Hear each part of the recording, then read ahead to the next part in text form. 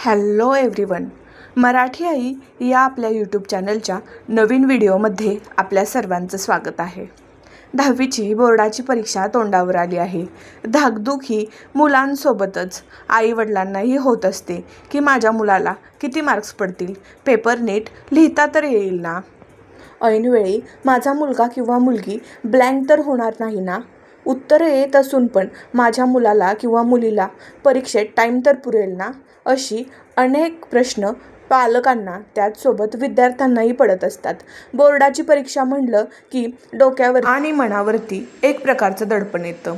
सगळ्यांच्याच बाबतीत हे घडतं आणि हे घडू नये म्हणून कोणत्या गोष्टींची काळजी घेतली पाहिजे, अभ्यास कसा केला पाहिजे, यासाठीची डिटेल व्हिडिओ मी आज घेऊन आली आहे.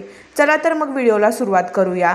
सगळ्यात पहिली गोष्ट म्हणजे आपण ज्या वेळेला विषयांचा अभ्यास करत असतो, जसं की विज्ञान झालं, मराठी झालं, अल्जेब्रा झालं, जिओमेट्री झालं, कोणताही तुमचा बोर्डाचा विषय असू द्या, सगळ्यात पहिल्यांदा तर तुम्ही आधीचे क्वेश्चन पेपर म्हणजे आता जर तुम्ही 2026मध्ये परीक्षा देताय तर 2025, 24, 23, 22 असे 5 वर्ष आधी जे क्वेश्चन्स रिपीटेड म्हणजे परत परत जे क्वेश्चन्स पडतायत तेच क्वेश्चनचा स्टडी तुम्ही जास्त चांगला केला पाहिजे. कारण बोर्ड हे रिपीटेड क्वेश्चन्स जास्त विचारतात. त्यामुळे तुम्ही सगळ्यात पहिली गोष्ट तर रिपीटेड क्वेश्चनचा चांगल्या प्रकारे सराव केला पाहिजे, चांगल्या प्रकारे प्रॅक्टिस केली पाहिजे. आता दुसरी गोष्ट ही येते की परीक्षेत सगळ्या प्रश्नांची उत्तरं माहीत असूनही पेपर सोडवायला वेळ पुरत नाही. सगळ्या विद्यार्थ्यांचा हाच बोंबाबोंब होते की परीक्षेत बऱ्याच प्रश्नांची उत्तरं माहीत असून सुद्धा वेळ पुरत नाही. तर यासाठी एक स्मार्ट की मी तुम्हाला देते. स्मार्ट की म्हणजे एक अशी आयडिया की ज्याचं तुम्हाला खूप फायदा होईल. सगळ्यात पहिली गोष्ट तर तुम्ही ही करायची की जे छोटे छोटे प्रश्न आहेत, जसं की MCQ क्वेश्चन्स झालं, त्याचसोबत डायग्राम झालं, जे जे क्वेश्चन्स असे असतात की तुम्हाला पैकीच्या पैकी मार्क मिळवून देतात. त्यामध्ये रिकाम्या जागा असतात, MCQज असतात, डायग्राम्स असतात.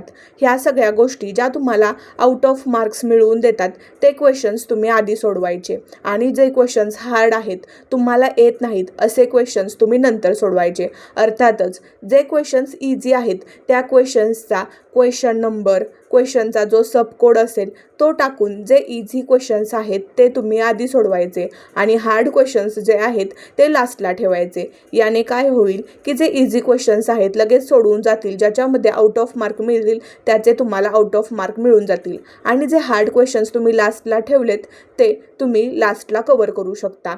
याने तुमचे मार्क्स चांगलेही येतील आणि जे डायग्राम्सवाले क्वेश्चन्स झालं किंवा MCQ झालं हे तुम्हाला क्वेश्चन्स आउट ऑफ मार्कही मिळवून जातील. हा दुसरा रूल झाला. आता वेळ पुरत नाही ही सगळ्यांचीच किरकिर असते, तर त्यासाठी काय करायचं, डेली तुम्ही एक जुना क्वेश्चन पेपर सॉल्व करायला घ्यायचा. तुमचा टायमर लावायचा. जो टायमर आता तुम्हाला जर 3 तासाचा पेपरसाठी टाईम दिलेला असेल तर तुम्ही तोच 3 तासाचा टायमर लावायचा.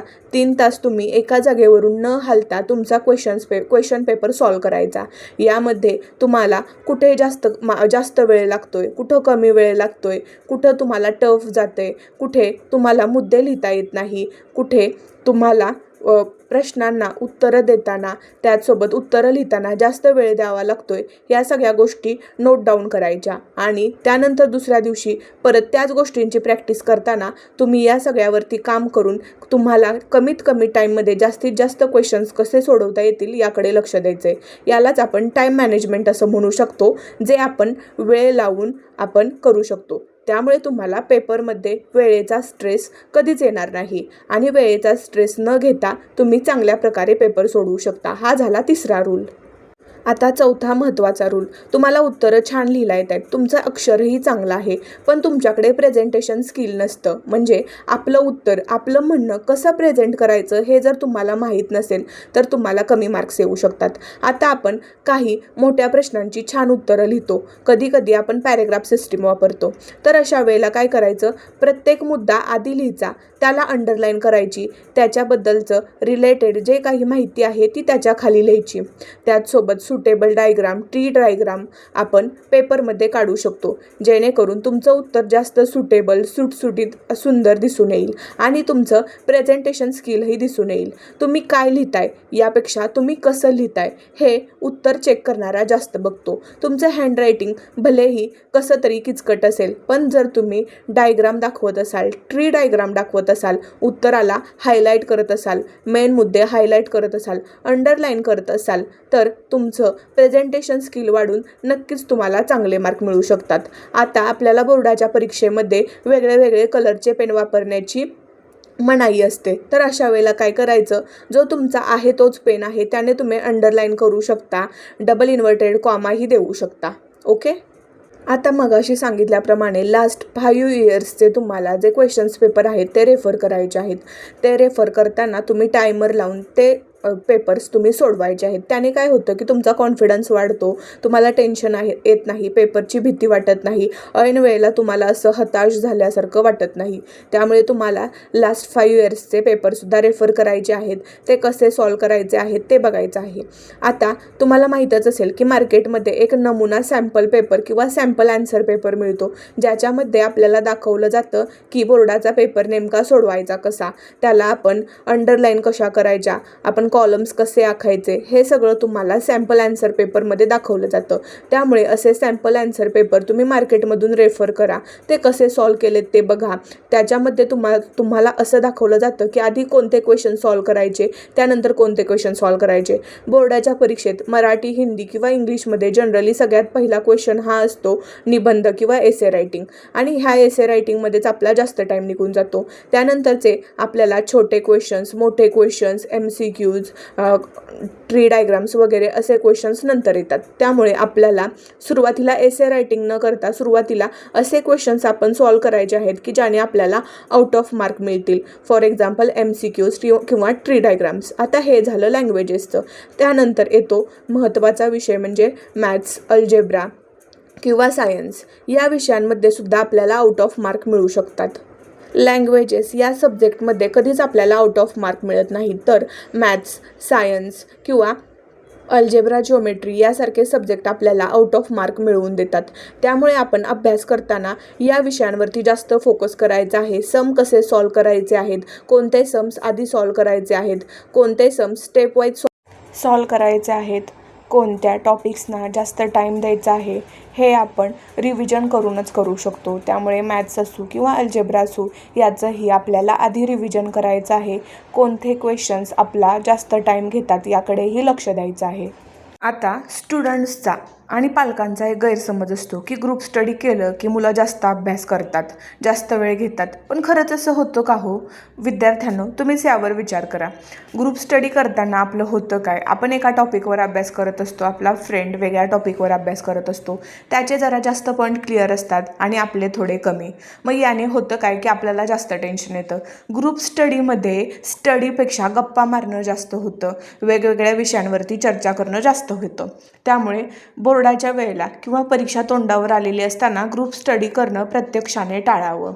त्याचसोबत आपली परीक्षा जवळ आली आहे, अशा वेळी पालकांसोबत मुलांनीही मोबाईलचा, त्याचसोबत TVचा अतिवापर टाळावा. TV, मोबाईलसारख्या गोष्टींपासून या परीक्षेच्या काळात तर पालकांनी आणि विद्यार्थ्यांनी दोघांनीही लांब राहावं. आपल्या परीक्षा अगदी तोंडावर आलेल्या आहेत, वातावरणात सततचा बदल होत आहे. अशा वेळी बाहेर फिरणं, वेगवेगळ्या गावांना प्रवास करणं, बाहेरचं खाणं, हॉटेलिंग, त्याचसोबत फास्ट फूड खाणं टाळावं. घरी बनवलेलं ताजं अन्न खावं. आता परीक्षा तोंडावर आल्या की आईबापांना वाटतं की आपल्या मुलांनी आराम हा करूच नये, पण मानवी शरीरासाठी 7-8 तासाची झोप ही पुरेशी आहे. त्याने काय होतं की मुलांच्या शरीरावरती, मनावरती कोणत्याही प्रकारचं दडपण येत नाही. त्यामुळे मुलांना 7-8 तासांची चांगली झोप ही घेऊन द्यावी. तुझी परीक्षा तोंडावर आली आहे, कसला आराम करतोस, अशा गोष्टी टाळाव्यात. आराम हा सगळ्यांच्या शरीरासाठी महत्त्वाचा आहे. खास करून अभ्यास करताना मुलांनी आडवं पडून, बेडवर रेलून बसून अभ्यास करू नये. अशाने आळस जास्त येतो. त्यामुळे आपल्या अभ्यासाची जागा ही स्वच्छ, सुटसुटीत, चांगली हवेशीर असावी, जेणेकरून आपल्याला झोप येणार नाही, आपल्याला कंटाळा येणार नाही. पालकांसाठी आणि विद्यार्थ्यांसाठी मी चांगल्या चांगल्या टिप्स दिल्या. आता लास्ट मी परत एकदा टिप्स रिवाईज करते. सगळ्यात पहिली गोष्ट म्हणजे शेवटच्या 5 वर्षाचे क्वेश्चन पेपर तुम्ही रेफर करून रिपीटेड क्वेश्चन्सचा सराव करावा. दुसरी गोष्ट म्हणजे तुमच्या उत्तरांना किती टाईम लागतो या टाईमचं मॅनेजमेंट करावं. कुठे जास्त टाईम द्यायचा, कुठे कमी टाईम द्यायचा, कुठे पॉईंट्स अंडरलाईन करायचे, हायलाईट करायचे याकडे लक्ष द्यावं. जास्त मार्क्स मिळण्यासाठी जास्त मार्क्स मिळवून देणारे विषय कोणते आहेत याकडे लक्ष द्यावं. लँग्वेजेसचे जे विषय आहेत ते आपल्याला आउट ऑफ मार्क मिळवून देत नाहीत. त्यामुळे जे विषय आपल्याला जास्त मार्क मिळवून देतात त्याकडे लक्ष द्यावं.